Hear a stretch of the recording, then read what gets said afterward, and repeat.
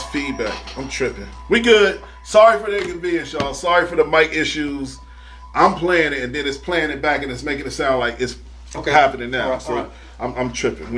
And I ain't even drink today. I ain't have a drink in 2 days. This is Smartest Dumb People. We here with Jamar Bowden. Thank you for coming through. I appreciate you, King. Thank you for coming through. Quando Rondo, my A1 since day one. Let's get straight to it, man. Back to what we was discussing before we had audio issues. So, Jamar is part of a outreach program. It's called Code Z. Go ahead and explain what you actually do and what's your title. Okay, I'm a gang rehabilitation director. I specialize in gang interventionists. I want to give a shout out to Chrome. He brought me onto the team. He's the founder. And I want to give a shout out to my boy Orly. So make a long story short, our goal is to go inside the community, go inside these homes, talk to high-level risk kids that's on probation, that's in gang. I go in, we go to court, try to release them to our custody. We bring them to our program. If they're not in school, we want to try to get them back in school. If they are in school, we want to go up there, check on them as far as their grades, talk to a probation officer, talk to their therapist. If they need a ride to school, we'll assist them to school. If they need a ride from pick up, we'll go pick them up from school. If they need to fill out job applications, that's our main goal, to get them back in the work field, get them back in a positive environment around their peers. Could you say it's like, and I mean this with all due respect, it's kind of like mentors with a little street in them? Yeah, because I come from where these kids come from, so I can relate to them as far as what they've been through, the obstacles they don't overcome. And then in our homes, we're doing a lot of trauma. And when I go inside these homes, I'm not judging nobody, but to me, it kind of starts with the adults. We want to learn to teach these kids respect, and we also want these adults to learn how to respect these kids as well, as far as not being their friends, being their parents. Right. So my goal is come inside the home, teach them positive stuff as far as respecting their home. We want to bridge the gap in the community between the cops and the gangs as far as on the same page. Let's stop the violence and let's learn some respect. Let's go inside our communities and build our communities up as far as teaching kids how to get jobs, trades, get into school, go to college, help around the community. That's our main goal. You know what's funny is the term gang is such a negative connotation. And I want to say that there's gangs everywhere. The police is, with all respect, is considered a gang. That's these frats. Frats, that's a gang. The alphas, the megas.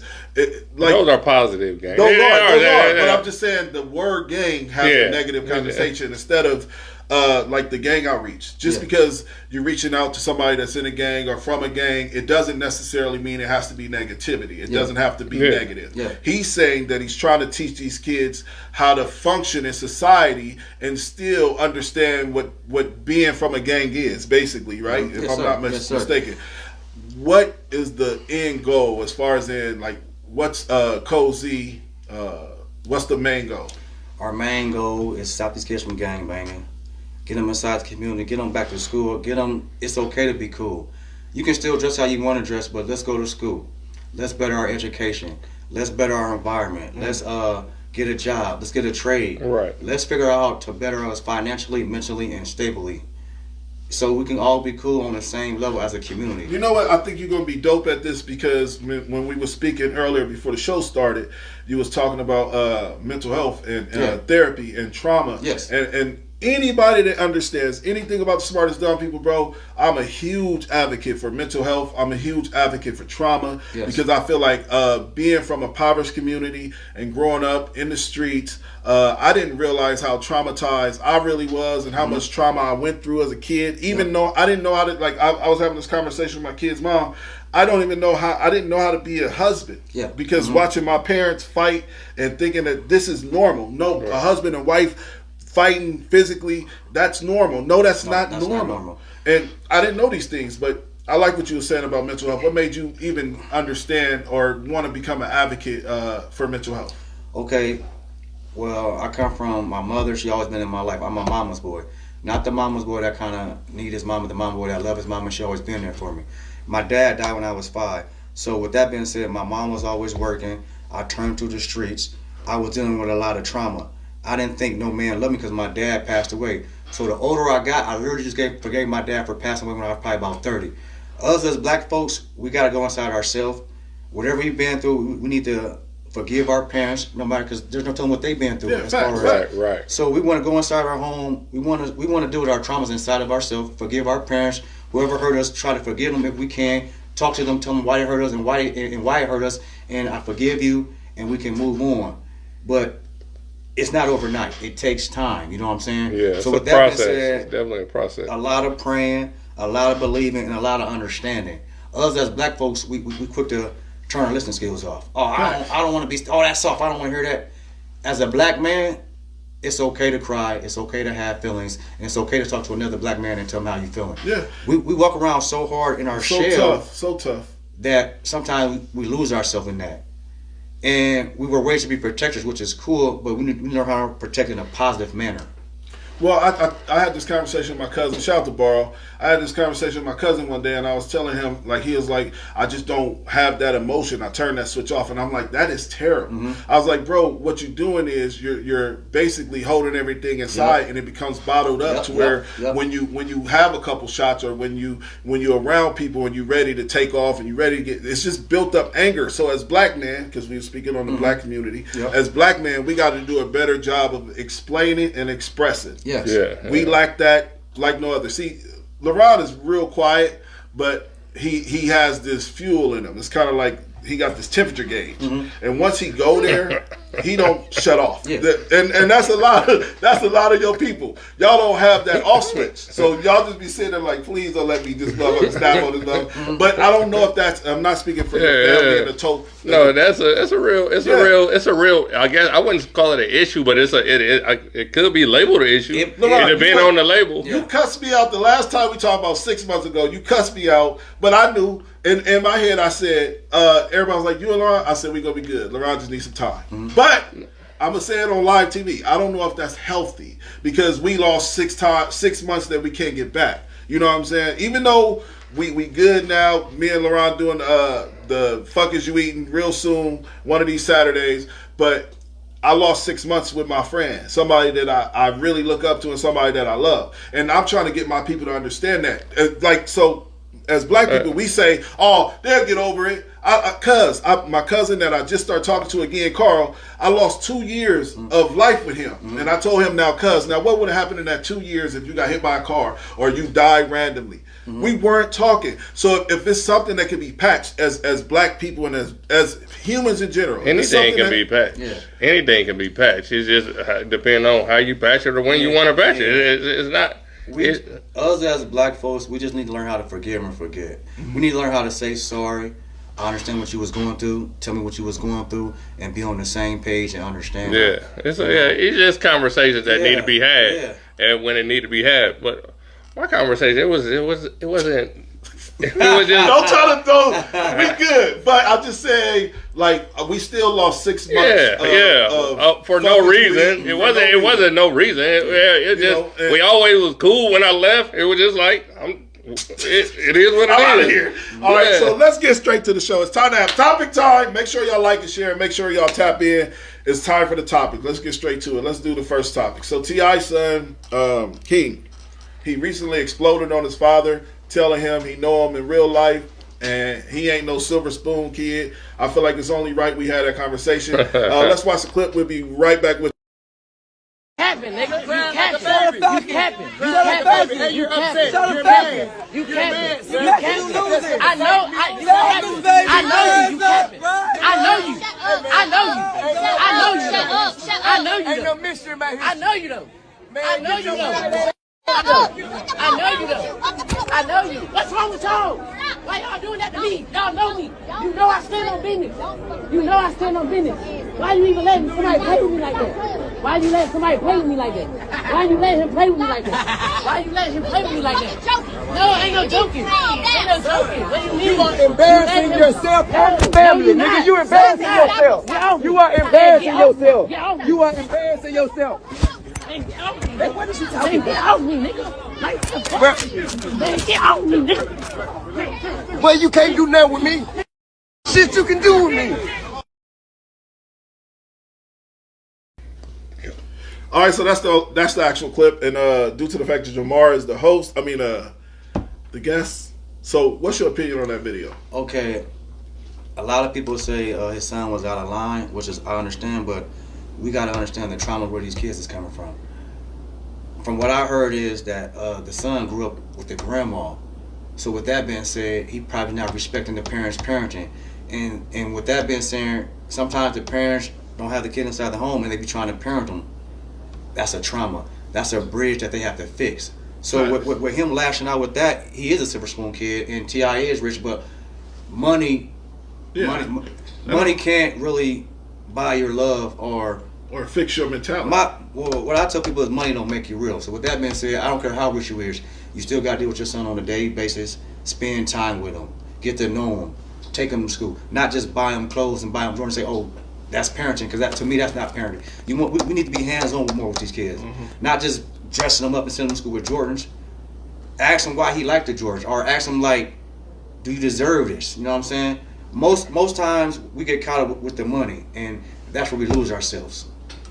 Well, me as a father, I'm not going through something as similar. But when me and my kid's mom split, I was with her for 21 years.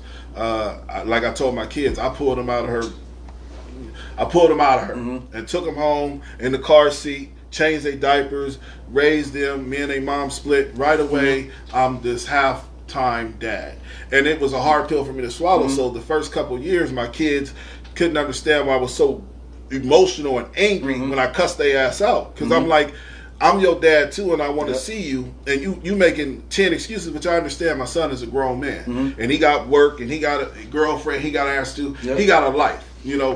But as a parent, I still want my babies to be my babies, and they're not. So that's me lashing out on my kids. But at the same time, I don't know what my kids feel. My kid might feel like, he ain't gonna never feel like I left him, but he might feel like, Dad, like I got to take care of my mom and my sister now. You ain't here. Now, to speak on that, because I went through the same situation. I'm definitely in that same situation, walking in them same shoes with my sons. Well, one of my sons. Well, second. How many son. goddamn kids you got? My second son. Well, my older son. My older son, he lives with me, but he lives in our residence. But sometimes he feel that same way. This conversation, I'm glad y'all brought this same thing away. He's like sometimes he's like, maybe I don't give him enough hugs. Maybe I ain't there enough. You don't seem like a hugger though. No, I'm not a hugger, and I'm not. See, that's the trauma we need to fix. Us, because I think that we gotta tell our kids we love them more. We got in the boys. We got show more love, affection. I love you, son. Hug them. To speak on that, I was with my kid's mother for 17 years. So I left them, and I'm gonna use that left because that's how they look at it. I left them when they went to high school. My daughter, Bond, was cool, but she tried to kill herself. So that was the trauma that she went through. My son, he felt like I left his mom and I left the family. He never really told me that, but me dealing with my trauma, who I am, I had to take accountability of that. I said, son, I know you feel like I left your mom and your dad. I mean, your mom and your sister, whatnot. I'm sorry for that. I mean, your mom was going through something. I tried to fix it. Yeah, but they don't know both stories. They don't know both sides of the story either. It's really not. It's not their job to know both sides of the story. Yeah, it's not. They just want to know the man, Dad, what happened, and then as a young man, he be like, oh no, Dad, that's not why I'm mad at you. But he's a young man, so I'm gonna tell him what it is. You mad because I left? I'm sorry for that. So then once me and my son had that conversation and I moved him in, our mom was still kind of rocky, but once I moved him in, show him my morals, what I want him to do, raise him as a young man, he kind of understood, because as black people, we're going to fall in love. But when we fall in love, we can't be badgering the mother. And the same thing with the mothers. You can't be, your daddy ain't whatever. Yeah. So it's a two-way street. We got to come to what they call that co-parent in a positive manner. Yeah, but you know what I'm saying? But you have to do that as parents. But it's hard. I never spoke bad on my baby mamas. None of them, never. But that don't mean they won't. Cause I know, that's what I'm saying. You're a nonchalant person, Ron, and you don't give a fuck. You one of those people. You would be, and I'm just saying, your character is you move on. You don't. You're not the type of person that harps on things and focus on something, but like I said, that might affect the kids in a way because you don't give a fuck about moms because you moved on with your life, but they still feel like why you don't give a fuck about mom. And that's mama. You know what I'm saying? So us as men, we got to explain that to them, and we got to take extra time on ourselves. Because them are kids, right? And we love our kids no matter what, and we don't want them looking at their mom in the bad light, right? And then it's a super one-sided story, exactly, because that story is over your head, like exactly. And that's why I tell most men who got daughters, no matter what you feel about the mother, stay in your daughter's life because she's gonna need a man. I ain't got no daughters. You don't want no nigga in her life. And the same thing with men. No matter how you feel, oh, that ain't my son, or I don't care what that, he don't respect me. You gotta teach him respect. Yeah, you gotta show him that. Yeah, and you gotta pick your words. But the thing is, too, now let's go back to the video. The kid gotta show respect too, regardless of the fucking. Regardless of. That's true, but the kid gonna show what he sees. He don't see no respect. He see T.I. yelling. He see the mama yelling. He's over here with grandma. So he's you gotta it's parenting. It's levels to this shit. It is. So regardless of the fact what you talk, where you gotta stay in your place as a kid too, or you gotta put him in his place. But see, you gotta understand where a kid is coming from. You can't do nothing with me. You gotta understand where a kid is coming from. This is a kid. He's not a parent. So you don't know how to parent. Well, let's get to my kid is not a kid. I want to. He's still a kid. He is a kid. Now, hold on. 18 years old. He's still a kid. He a kid till he is a kid forever. I'm gonna tell you like this. Under his dad wing. Age don't make you grown. It don't. I agree. I know some man my age that's still thinking like a kid. Yeah, fact. You gotta be mentally grown. So he's still a kid because he's still 18. Yeah. He's not mentally grown. Yeah, he's not. He has a mentally young mind. So with that being said, you have to talk to him on a different level. You can't yell at him because he's yelling. You gotta see where he's coming from, listen to him, take it in, and then break it down. I wanna have a conversation. I'm not good at breaking down conversations with even the kid to a lot of shit. Now I'm gonna tell you, but me coming from being in a gang and just always just lashing out. Yeah. The older I got, I always think I should do this. I should do that because I got friends that's dead. I got friends that's doing life, and it's a decision. Yeah. A lot of these kids that passed away, it was a decision that they could have made, that could have put them in that type of position. Right. So us as men, we gotta think. Just period. You gotta think. It always be worse. No, we always just go to the extreme. No, we go from 0 to 100. Stop doing that. And we gotta stop doing that. Turn up. We gotta stop turning up. We gotta start. Oh, it is what it is. We gotta stop thinking like that. Right. Yeah, I got friends sitting behind bars right now. A good friend of mine, somebody that I dearly love like a brother, sitting behind bars, fighting murder and doing, and it's just like, and I always be wanting to just look across and say, like, is there anything you could do differently? Would you do different? You know what I'm saying? Like, I be wanting to have those conversations, and those conversations will be had. Let's get to the next topic. So basically, a teacher comes out. This is on parenting in the homes. A teacher comes out and basically tries to explain to a woman that her child is not listening to her. Let's watch the clip. We'll be right back. I can ask it, but I can't make him. Is Miss Glass from your child's school? Yeah, I know who this is. What's going on? Hey, I was calling because I'm having a little bit of an issue out of your son today. He is not wanting to sit down in his seat, and he will not stop talking. So my God, I thought he was sick. So y'all don't handle that? Well, usually we use our behavior management system, which requires for us to call the parent if the behavior is getting... It don't seem like it's really managing it. Y'all can't... I'm trying to work. And I understand that, and I also am trying to work, but I want us to work together to ensure the success of your scholar. You're trying to get smart. Okay. No, ma'am, I'm not trying to get smart. I just want us to work together to ensure the success of your scholar. Well... what he doing? He won't sit down and he won't stop talking. Therefore, he's not able to complete. You can't make him sit down. Well, I can't make a child do anything. I can Miss Glass from your child's school. Yeah, I know who this is. What's going on?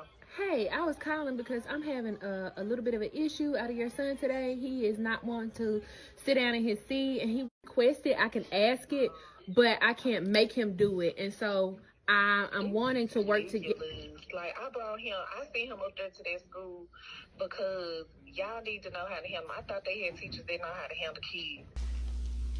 All right, so that's the actual clip, man. And I'm going to be the first to say, all I heard was the parent asking the teacher to be the parent. And I feel like, as a parent, if somebody call you and say what your child is doing wrong, I'm not going to correct them with what they need to change as far as in how they interact with my child. I'm going straight to the source, which is my child. I'm going to say, hey, teacher told me you didn't want to sit down today in school. Don't let that happen again. That's where you start. Exactly. Now, if the teacher called me again, it's going to be a problem. Your PlayStation's going to be took away.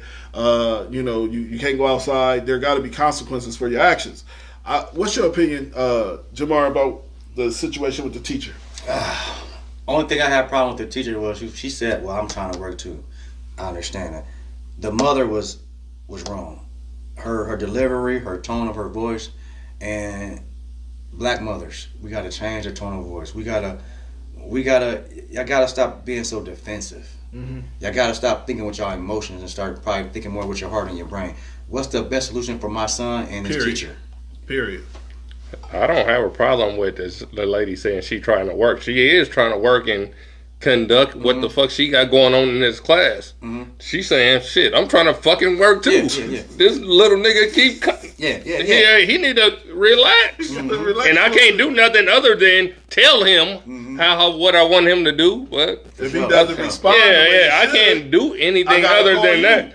Yes, and security gonna take it. Security can take him out of class. That's probably about the most they can do. It starts at home. Let's be honest. It starts at home, man. And I love being a parent. That parenting is like a passion. But the thing is about parenting is, it's like it's probably not in this situation with this woman. There's not a man in the house. I was about to speak on that. So it's like I had just had a situation like this too.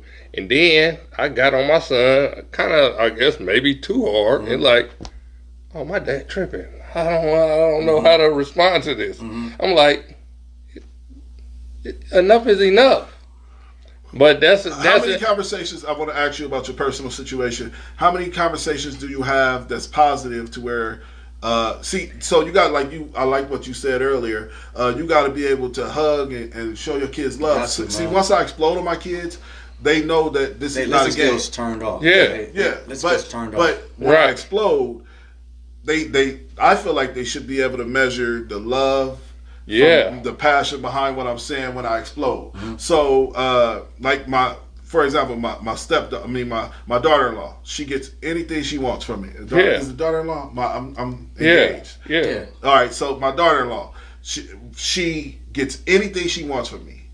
I give her the world as long as she's doing everything her mom asks, as long as she's cleaning her room, but the minute she fucks up, I'm gonna say something. That's and it doesn't have to be aggressive. It's just that I don't let shit slide. Like if you say, I say where the pop go that was in the refrigerator, she lied to me, I get on her about lying. Like because I feel like I love being a parent. I just love teaching my home and the kids in my home right from wrong before the fucking real world does. Because that shit will hit you faster than anything. I don't know. I feel like it starts in the home. It definitely starts at home, and we have to do a better job at home before we send these kids out in the environment. Because at the end of the day, we might be sending them to some white folks or some black folks. They don't got to care for your kid. Right. So with that, we want to send our kids with some respect so they can get the proper learning, the proper skills they need.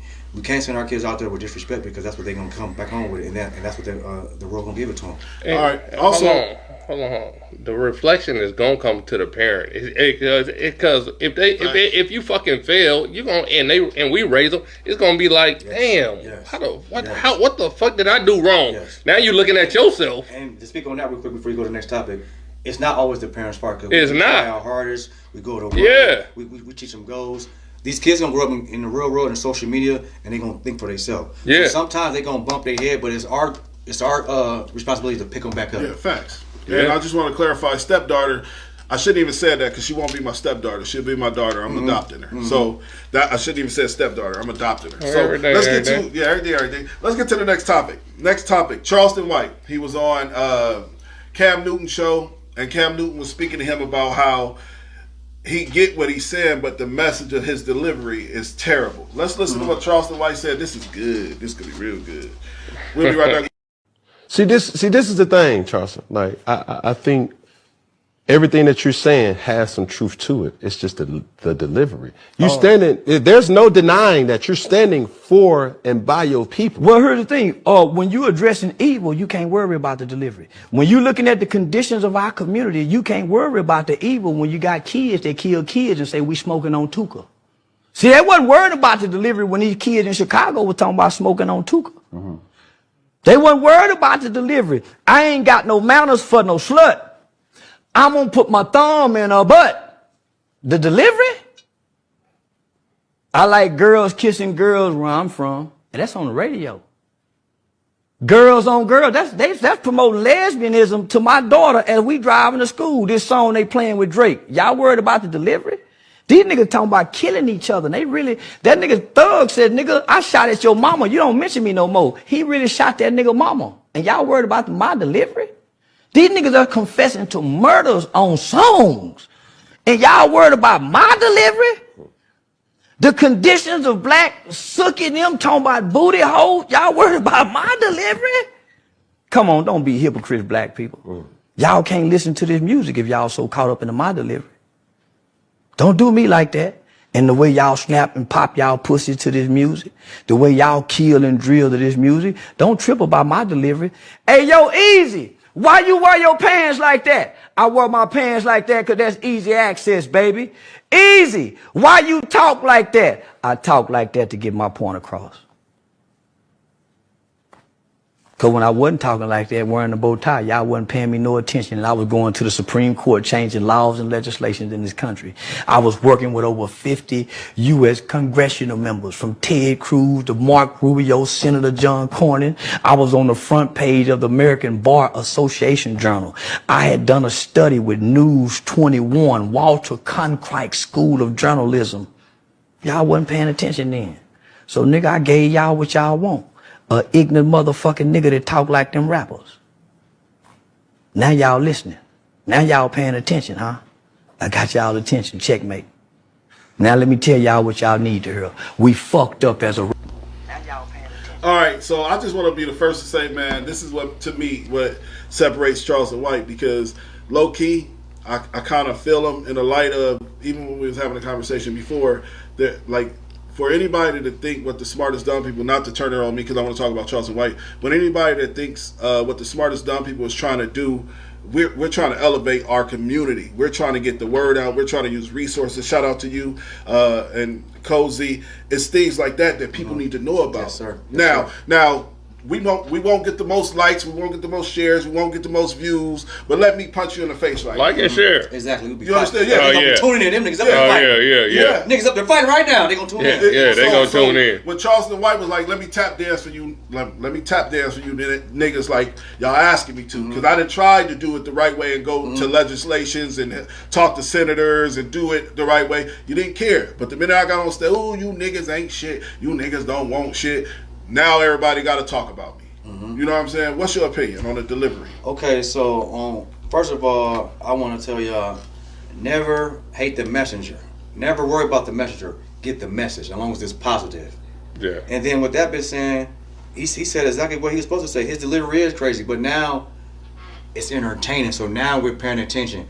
We got to understand rap, that's entertainment. Half the rappers not even living like that. So when y'all want to be Little Dirk kids and when y'all want to be whoever drill rapper, they not even living like that. And then if they is living like that, they're dead. King Von's dead. So if you want to be like King Von, be famous for 6 months and die, that's stupid to me. But as far as that, Charleston White delivery, it do be crazy. But that's when we pay attention. So what he's saying is we only pay attention to the dumb stuff. We got to start paying attention to the right stuff. Don't hate the messenger, get the message. Yeah. All right, so what's your opinion on what he was saying? I think that he's spot on with it. I think he's spot on. Charleston White he's a crazy motherfucker. Now, I think it's only right we watch the fight. Huh? I think it's only right we watch him getting attacked. But hold on. I think that message goes every way in every family. You can deliver that same message. You can give that motherfucker a crazy. We can deliver our message, a crazy message to our kids or whatever the way. It ain't has to be crazy. You know what I'm saying? It can be loud and this, but just take the right message. Exactly. You gotta learn out of it. You know what I'm saying? It's like Jamar said for sure. I It's don't the message behind it for sure. Yeah, because It's the yeah, message. the delivery is always. It can be fucked up. Yeah. It can be nice.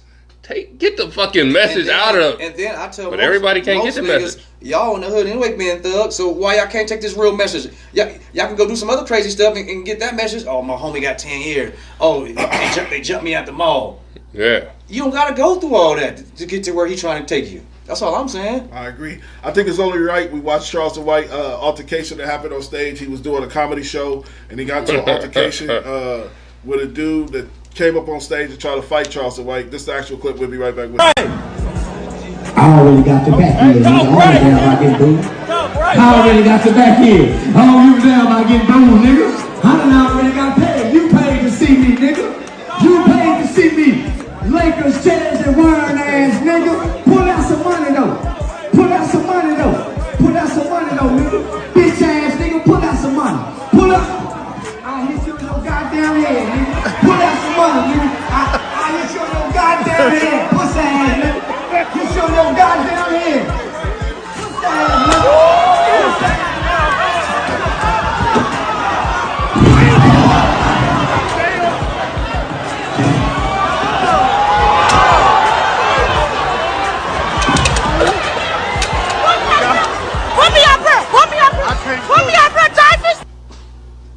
All right, so that's the actual clip, man. I was shocked when I seen the video, but again, we don't want to talk about nothing positive that Charleston White is doing, which he's doing a lot of positive shit in the community.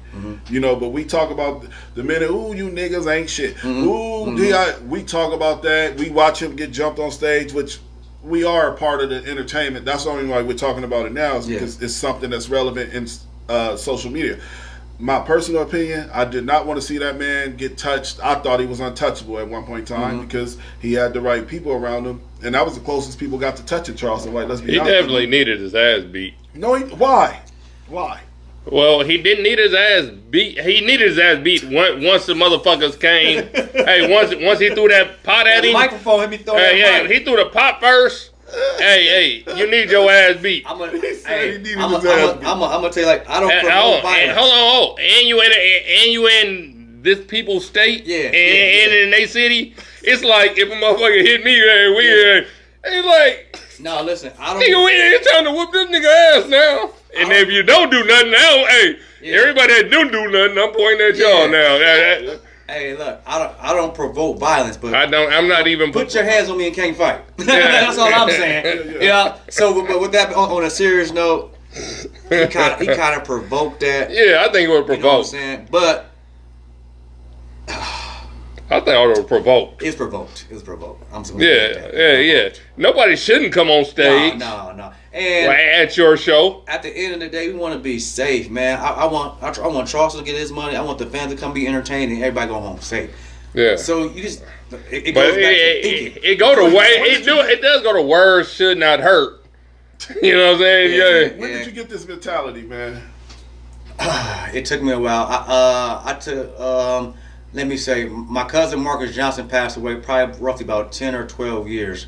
So that's when I gave up on the streets because I love him the dearest, and he was my little cousin. And after he passed away, and then going through the trauma with my daughter killing herself, and then just seeing a lot of my little cousins and a lot of my son friends pass away, and just people in general in the community just passing away. I'm getting older. Yeah, people passing on it's a a lot daily of people basis. dying. So I do a lot of praying. I turn myself over to God, and I'm walking in His faith. So with that being said, probably about 32, bro, and I'm still a work in progress because sometimes when I'm listening to my rap music, I get a little turned up. I ain't gonna lie, you know what I'm saying? But I also remember where I came from, and I remember where I'm trying to go. I think that rap music becomes entertaining in the light of the past. Yeah, Like it's cool. Like I remember like when I used to But hustle, still, if like, you still, if even if you put a song out today, you still mean what you say. No, but you mean what you say, cool even though it might be the past though. It's cool to vicariously live through rap music after you did the street shit. Yeah. Like when I listen to rap music, I listen to rap music with my white girlfriend. Yeah. And we get turned up listening to Future and dancing in the kitchen and shit like that. But she'll never understand my trauma. Exactly. I had this conversation with my cousin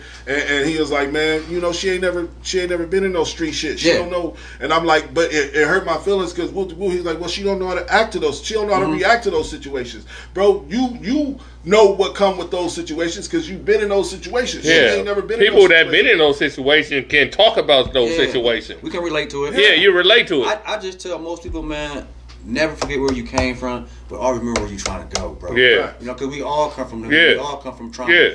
And at the end of the day, we just trying to make our situation better. So when I turn my rap music on, but when I turn it off, I'm back to me. Now when I'm on, I might think I'm Lil Wayne. I might think I'm Future. Yeah. But I also know that's entertainment. Yeah. I also know they're not living like that. I know they're going home to their kids, to their nice big mansion. That's where people can't separate it. It's no different than let's be honest, it's no different. Everybody know me. Anybody that watched The Smartest Dumb People for this 3 years, this 300 episodes, they know my favorite fucking movie of all time is Django. And in that movie Django, good movie. My favorite character is not only Jamie Foxx, the white German, and Leonardo DiCaprio, one of my favorite actors. Him and Denzel Washington, my top 2 favorite actors of all time. And in that movie, he was one of the most racist motherfuckers. But it never made me feel like that was Leonardo in real life. Yeah, yeah. You know what I'm saying? Like it's acting. It was a character. Yeah. So why can't Lil Wayne and Future do? Because we know Lil Wayne ain't did none of that shit.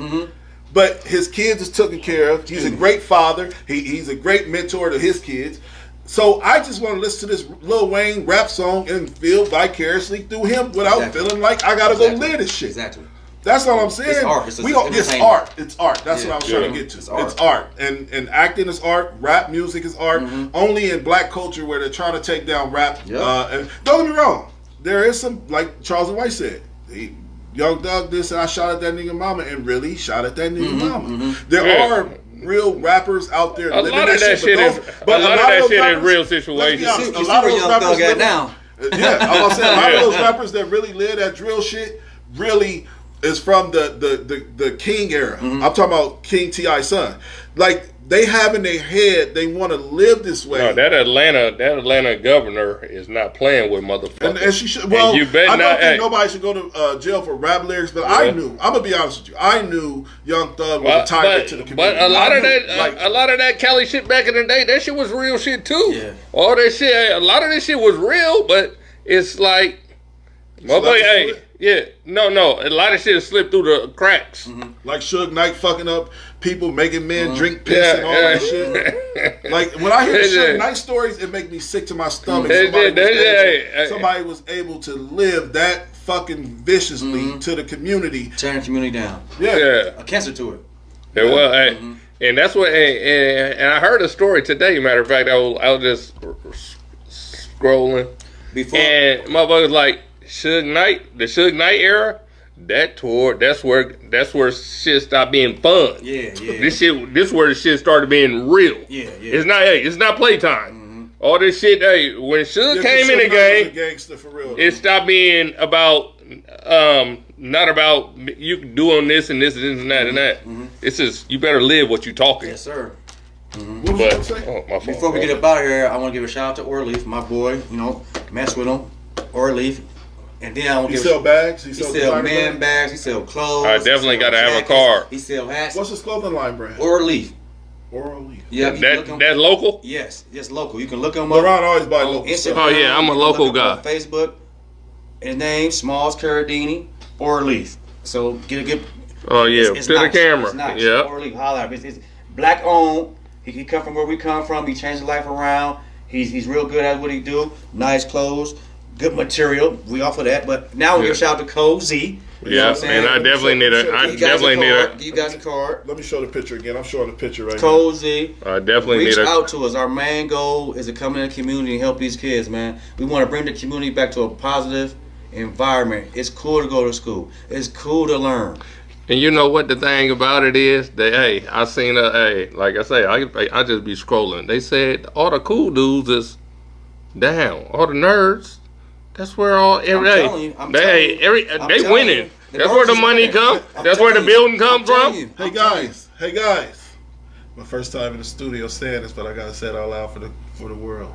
Now it's time to say goodbye to all my Negro friends and Caucasians. Listen, this is the smartest dumb people. Anthony, that dude Johnson. Jamar, give them your panhandle, how they can find you one more time. Shout out to Cole Z. You can find us. We're on Facebook, on Instagram. You can find me. Reach out to me. That's my number. Reach out to me. We got Chrome over there. We got Ron over there. We got some nice young black strong man that's gonna come into your home, help your kid out, and help him elevate and motivate to greatness. All right, Quando Rondo, give him your panhandles. I ain't got none.